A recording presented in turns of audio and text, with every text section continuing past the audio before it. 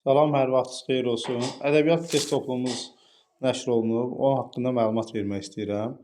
Burada əziyyəti keçən hər kəsə təşəkkür edirəm. Bu hissədə görürsünüz həmin o şəxsləri, Vüqar müəllimdir, layihə üzərində işləyənlər, şəxslər ki var, hər birisini görürsünüz. Üz qabığının hazırlanmasında bizə köməklik göstərən hər kəsə təşəkkürümü bildirirəm. Bəs yaxşı, bu kitabı biz niyə alaq? Burada özəlliyi nədir burada? Məsələn, şifahi xalq ədəbiyyatı mövzusu verilib.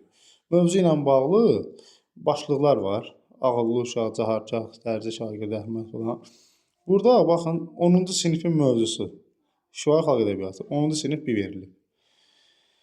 Sonra ağıllı şagirdin Əhmədin nağılı ayrıca verilib. Cahargah əfsanəsi ayrıca verilib. Xan sarayı ayrıca verilib. Dərzi şagird Əhməd ayrıca verilib. Bu bütün bölmələr üzrə bu formada komplektləşdirilib. Bax məsələn deyək ki, intibah dövrü, gələk məsələn Nizami Gəncəvi. Bəzən blokda hazırlaşan şagirdlər deyir ki, mən həyat və yaradıcılıq oxumuram. Bir suala görə və yaxud da iki suala görə həyat və yaradıcılıq oxumaq istəmirəm. Həyat və yaradıcılıq ayrıca. Bu Nizamın həyat və yaradıcılığı. Fərz eləyək ki, şagird 8-də oxuyur, 9-da oxuyur, blok imtahanına hazırlaşır. O yararlı bir uşağın dastanı ilə oxudu, onun mövzu testini buradan işləyə bilər. Sultan Səncəri oxudu, onun mövzu testini burada işləyə bilər. İskəndərnaməni oxudu, onun testləri ayrıca burada təqdim olunmuşdur. Yəni, işləmək baxımından çox rahatdır. Çox rahat formada sizə bir rahatlıq verəcək. Burada məsələn deyək ki, Məhəmməd Füzuli ilə bağlı. Məsələn, baxaq. Və həyat və yaradıcılığı ayrıca bir başlıq altında təqdim olunur. 16 dənə sual. Söz qəzəli ilə bağlı 5 sual.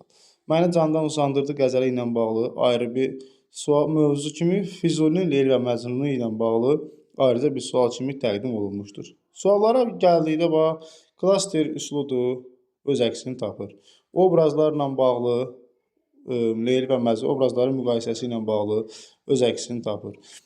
Əsərlər üçün ortaq cəhət, fərqli cəhət, yəni sxemli suallar çoxdur. Misra, misranın izahı, onunla bağlı suallar öz əksini tapır. Hadisə ardıcılığı yenə də öz əksini tapır. Sonra burada 3 əsərin müqayisəsi öz əksini tapmışdır. Yəni, belə deyək də, bizə doğrudur, yanlışdır. Baxın, cədvəllər, sxemlər çoxdur burada.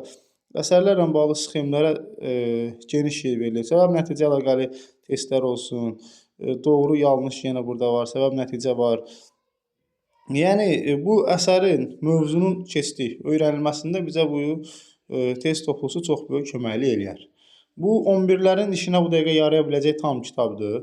Həmçinin də, məsələn, 9-cu sinif şagirdləri, 8-ci sinif şagirdləri də bundan çox faydalana bilərlər. Hətta, məsələn, bir fərz eləyək ki, 7-ci sinifdə oxuyan bir uşaq bu kitabı alırsa, 7-ci sinifdə oxuyan uşaq bunu 10-11-ci siniflərdə də istifadə edə bilər tam şəkildə. İndi ədəbiyyatda biraz mövzu cəhətdən dəyişiklik ola bilir, amma yəni, bu mövzular böyük ehtimal, məsələn, 7-ci sinif alsa bu dəqiqə bunu, bundan tam şəkildə növbəti illərdə də istifadə edə bilər. 7, 8, 9-cu siniflərə aid oluna bilər. Yəni, test sayı olaraq təxmini bir 2000-ə yaxın ümumi sual var. Təxmini 2000-ə yaxın sual var. Situasiya da var sonda. Cavablar sonda qeyd olunub. Hər bir sualların doğru cavabları da burada qeyd olunub. Öz əksini tapmışdır. Ədəbiyyat nəzəriyyəsi falan hər bir şey burada öz əksini tapıb. İnşallah hər kəs üçün faydalı olar, xeyirli olar.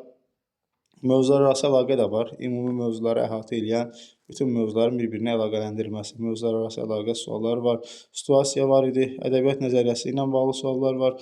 Yəni, bütün mövzular tam şəkildə əhatə olunmuşdur. Çox sağ olun, təşəkkür edirəm.